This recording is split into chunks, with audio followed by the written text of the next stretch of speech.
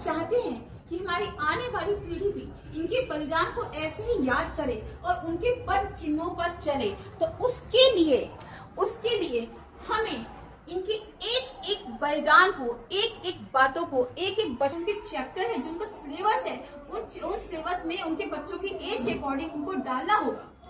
बचपन में उनके बारे में छोटा सा उनकी बातें, और जब बड़े हो जाए तो उनकी शहादत को लेकर, उनकी फांसी को लेकर ऐसे ऐसे हम चैप्टर बढ़ाते जाएंगे, तो हमारे बच्चे उनके एक एक एंगल से उनके परिचित हो जाएंगे।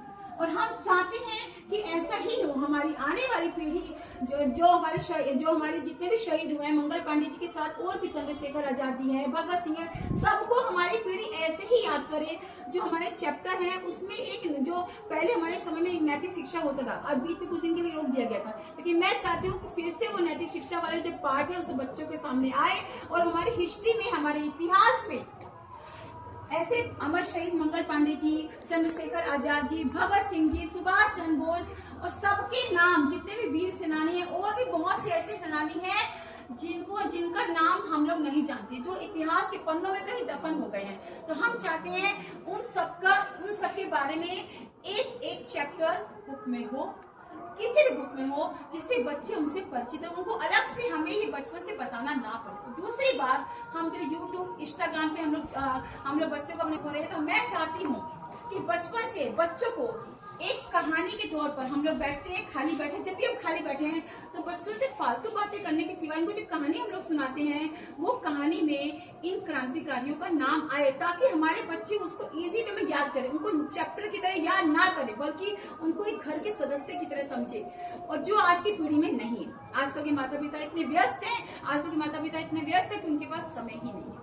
जब भी बच्चों को देखिए खाली बैठे, अपने जो भी समय आपके पास खाली बचता है, अपने बच्चों को लेके उनके बारे में बताएं, जिस तरह से पहले के दादा दादी, नाना नानी अपने बच्चों को कहानियां सुनाते थे और बच्चे उनसे परिचित होते थे।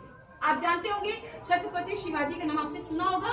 यदि वो बहादुर थे तो उनके पीछे केवल उनकी माँ कहाँ था? भगत सिंह जी अपनी माँ के नाम उन्होंने लेटर भी लिखा है, आपने चैप्टर में पढ़ा भी होगा।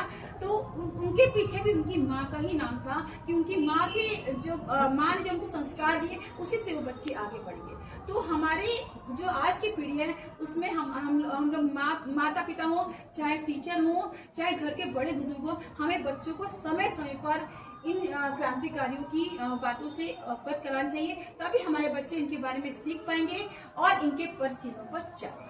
अब मैं अपनी वाणी को विराम देती हूँ। जय हिंद। जय हिंद।